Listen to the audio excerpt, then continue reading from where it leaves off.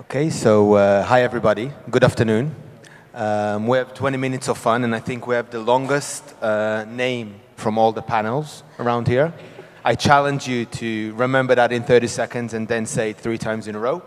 We'll be basically talking about sustainability in business and about impact with a great panel of friends, I must say. I mean, the people here are people I call my own friends and I admire each one of them. We have Shahar, we have Gali here, we have Alina, we have Daniel. We'll be moving along the lines of what basically type of impact or how do we get to the impact arena, whether it's from the investment side, we'll have Shahar speaking more about that, or whether it's from the social side, meeting in the middle of the impact with Alina and Gali. And Daniel will also talk about sustainability, which is a model basically that says that, especially in impact and especially in education technology, businesses and companies, because the cycles are very long, because the money comes in pretty late, and because governments move slower than we would like to, you have to build a good business model based on revenues, and you have to be sustainable in order to reach the end of that cycle. We'll start maybe with Shahar at one end of the arena. We have a lot of talks about the curve and about the line of what is impact investing and how do you approach this whole arena, and how do you see what you guys are doing at To Be community reaching over into the impact? Are you going from the social side first, from the investment side first? How do you see that? So, hi everyone. To Be community is a fund that does early stage. We're trying to be really professional in the fields or in the verticals that we decided to work. So it's education, education technologies, it's trying to promote employment through shared workspaces, and doing financial inclusion through e-commerce. And what our proof of concept is trying to show that investing in impact in those fields and in the impact investing can be profitable, and we want to bring money from the financial markets to the field and to solve social issues and to tackle social issues. So that's the way we look at it. We're really focused on the business due diligence and finding great opportunities. What we do that is not similar to other VCs in Israel is that our approach is trying to go first to the Israeli go-to-market, very financial focus. We invest only in companies that can do the J-curve and reach profitability in Israel market, also because it's very important for us to influence Israeli society. And then we scale outside of Israel. So we have 2 investments in education, Shamayim and Elevation. Maybe we'll speak about that later. But they're both companies that are already profitable in Israel and now starting to work in other markets. Okay. Now, Gali, you come from a fund, Rashi fund, foundation, basically. Okay. How do you guys approach investments and impact? Wasn't that out of the terminology? Definitely. Good afternoon, first of all. I'm very happy to be here. Yes, so the Rashi Foundation is a private philanthropic foundation that operates more than 35 years in Israel, different programs all over the country. We operated in 170 municipalities. We have between 300,000 to 500,000 beneficiaries every year. And definitely along the years, the Rashi Foundation has evolved from a very classic philanthropic foundation to a more proactive philanthropy. And now we are actually looking at it as more of investments. And why? Because I think that we realize that philanthropy can only reach to a certain limit. And also, while you give someone a donation, you also take something else from him. You take the ability to develop independence. And therefore, I think the impact investing field is more than just generating funds. It's actually generating sustainability and generating independence, because there are so many great programs Many of them are in the education field. But once you take the donation out of it, they're gone. They're deemed to be closed, and therefore every good program needs an exit strategy. And this is part of the Rashi Foundation strategy, not only to generate good programs, but also think of who will adopt them at the end of the way. Will it be the government? Will they have a financial model that will sustain them? So that's how it's connected. Okay, excellent. Now, Alina, in the Rothschild Foundation, I guess you have similar challenges to what Gali was talking about, but you are approaching them from a different kind of area. Can you elaborate maybe a bit about that? Sure. So for us at the Edmond de Rothschild Foundation, we have both the impact investing arm and impact as part of our philanthropic mission. And one of the departments that I'm heading is the Department of Impact within the Philanthropic Foundation, because we believe that there's still a large role for more traditional but strategic philanthropy to grow this ecosystem in Israel, which is a tiny ecosystem, unfortunately, yet. And so when we're looking at those two elements, we're thinking on the one hand, where can we help as an investor, but also where can we help as a philanthropist? And as an investor, we have the added value of being in higher education for the past 70 years. So basically from the start of the foundation in Israel, our mandate is higher education. And so as an investor, we were able to invest with the first social impact bond in higher education to reduce dropout rates from universities for students, and create this model together with SFI. I saw them here today, who have really helped us create a sustainable investment model for philanthropic missions, which is close to our heart, and we used to donate to. So we used to donate to Aluma before we started the investment process with them as the intervention of our social impact bond. So that's on the investor side. And then on the philanthropic side, more or less at the same time, about a year and a half ago, we actually started as an investor before starting as a philanthropist in this field. We decided that in order to really give this ecosystem a boost, there needs to be philanthropy that's going into building and strengthening the ecosystem players, and that's what we've done. And one of our models to do that was a large $1 million matching grant, which we have started deploying the money for recently, whereby we offered a match for specifically ecosystem growers. Some of them are in the field of higher education, some are in other fields, dealing with emerging markets, dealing with water, with sanitation, different SDG goals. And we saw that once you put capital into that market, whether it's financial capital or donation capital through philanthropy, you see a lot of demand for that capital. And it's really beautiful to see how an ecosystem can quickly grow once there's the financial ability to do so.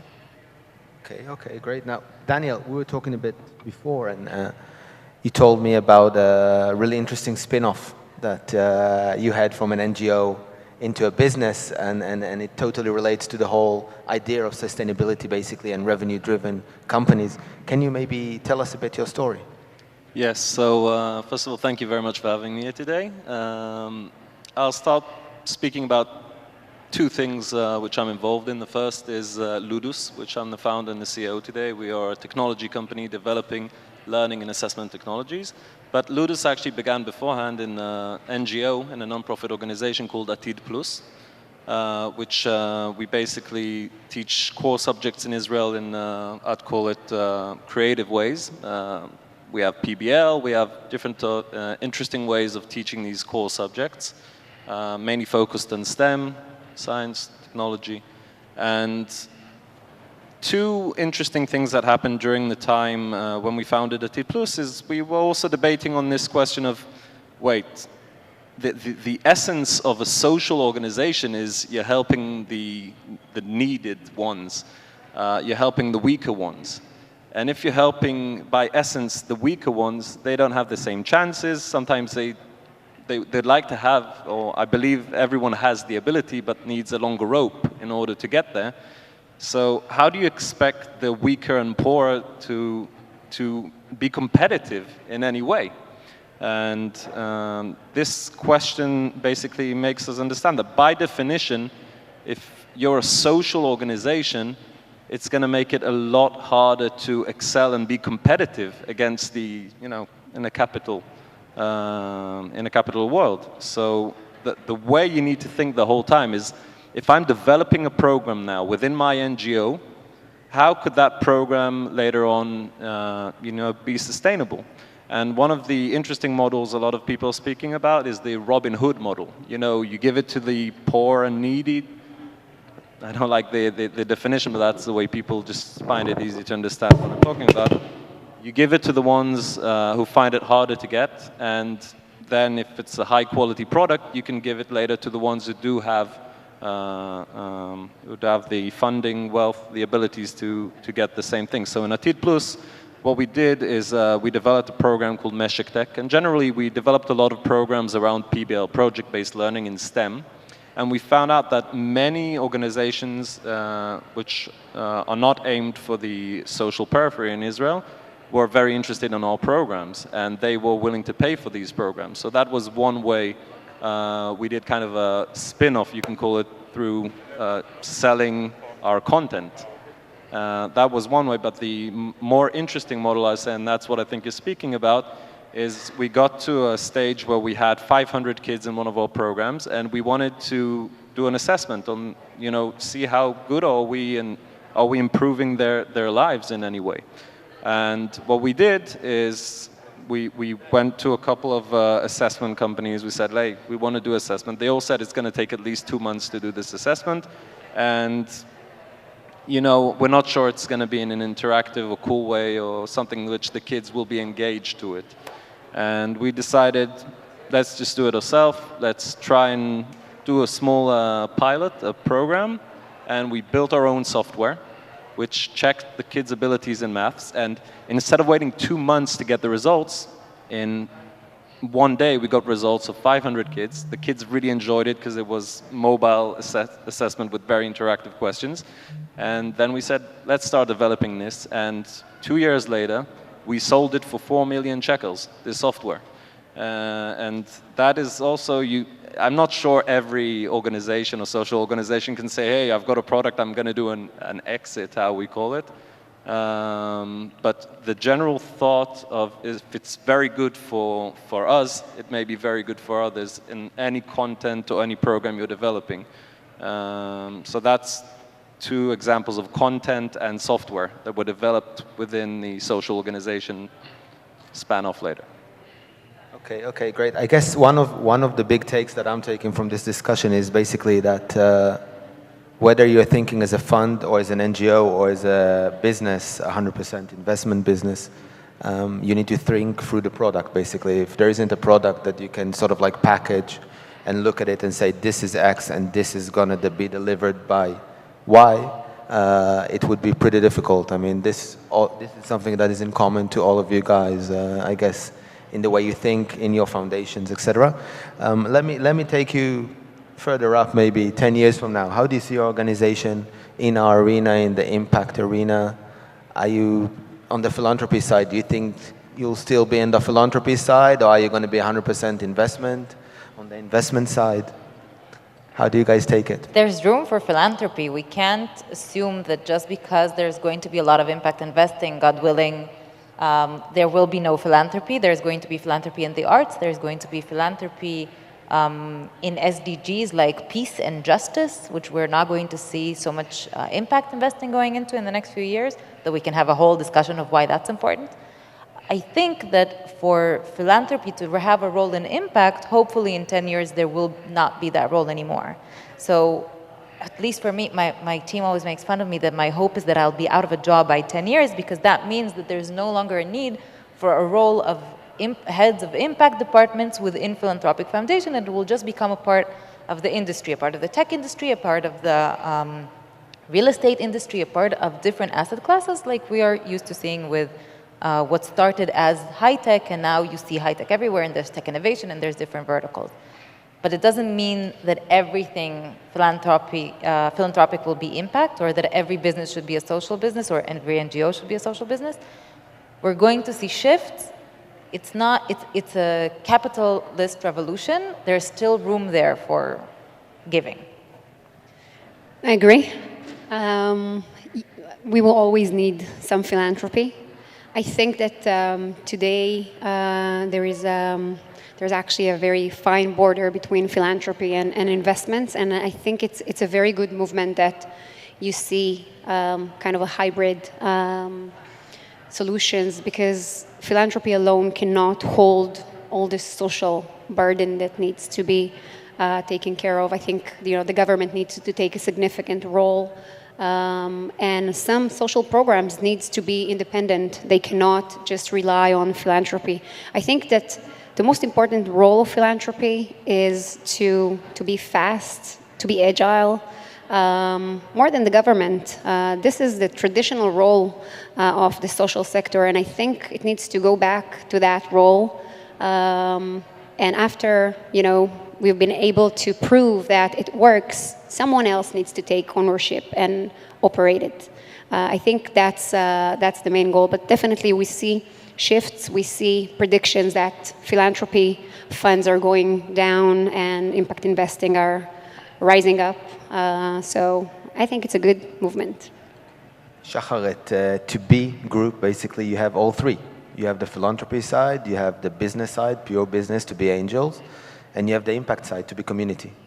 How do you guys look 10 years from now, 5 years from now? Will they consolidate? Will they still be different? Will there be a philanthropy? So actually, you're right. That's the way To Be group started, and actually now we ourselves are doing the transition to 100% impact in all the three layers that you mentioned. So also now, if To Be Angels does a new investment, it will only be one that there is a pure impact in it. And I do believe that in the future, in To Be community, we invested so far $10 million in 9 companies, and we see how much the field is growing, and the deal flow is changing, and more great entrepreneurs are coming inside. And we see that in the future, impact investing will be the third dimension that every investment will be measured by. It won't be only risk and return. There will be also the third dimension, impact, and every professional investor will need to explain what's the impact of the specific investment.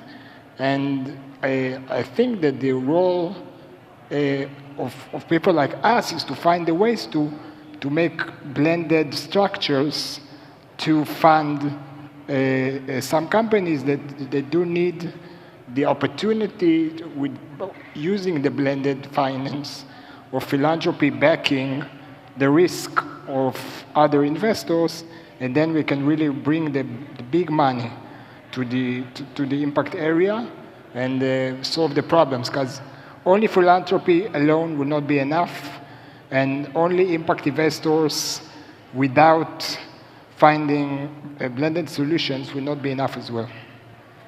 I think when we look at the SROI, social return of investment, it's important to understand that if corporations will not gain more capital on the bottom line, on the economic bottom line, they will not have any interest in the SROI. That's in my opinion. I'm trying to be realistic. I don't think any company in the future, if it doesn't help them, we're speaking about 2 bottom lines, the economic bottom line and the social bottom line. The social bottom line, in my opinion, would not mean anything to companies if it doesn't improve their economic bottom line.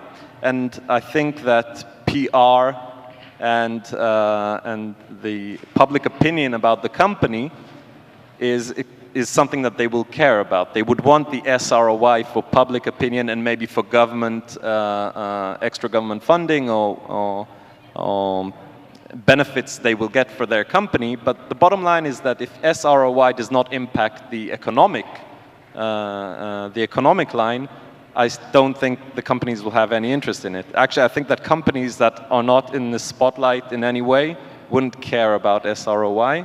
I might be breaking something or like a naive thought people think. I think it's very naive to think that companies will have an interest in SROI if it doesn't give them good public opinion and grow the bottom line of the regular return of investment. It just, I don't see how it works now. speaking again about philanthropy, I think philanthropy, as Gali said, it's extremely important because it will strengthen what the governments can't do very fast. Now I'm from Israel, Israeli army. It's like a huge plane, but you've got the jet fighters, and the philanthropy funds are these jet fighters that can move a lot faster and do things a lot more accurate. And I think that the impact is if governments would be more involved in what the philanthropic funds are doing in Israel. I think that's probably another way of the government making a larger influence by strengthening the jet fighters. That's how I see it. Okay, now we're running out of time, so let's keep it a really short now, like 30-second kind of answers now. We're at the EdTech Summit. What are you looking for? You've got EdTech entrepreneurs, EdTech companies here outside. What are you looking for, or what change do you think that this industry needs? 30 seconds, guys. I will start. So we're looking for investing in education technology. We, as a Rashi Foundation, really praise for social mobility, for changing the social periphery of Israel.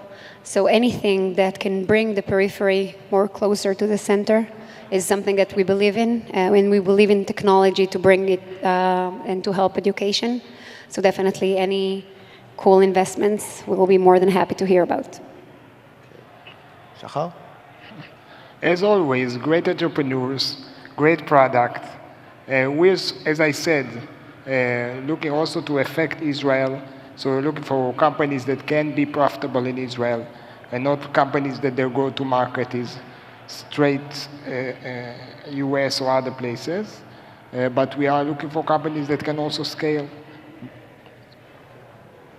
So we're looking for ecosystem builders, and in that sense, we're a little bit different because we're looking for models and organizations that can really build not the next one EdTech, but the next 10 EdTech startups, or the next 20 EdTech startups, or the research that will go into measuring whether EdTech is a viable field or not. So we're more in that space. We have not, unfortunately, seen enough players in that field in Israel yet. Brave, creative ideas for free. That's what I think I'm looking for here. Find brave, great ideas, creative, and for free. One day that may happen.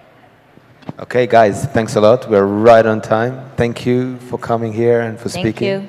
Thank you. Thank you, Lior, Shalev. Thank you, panel.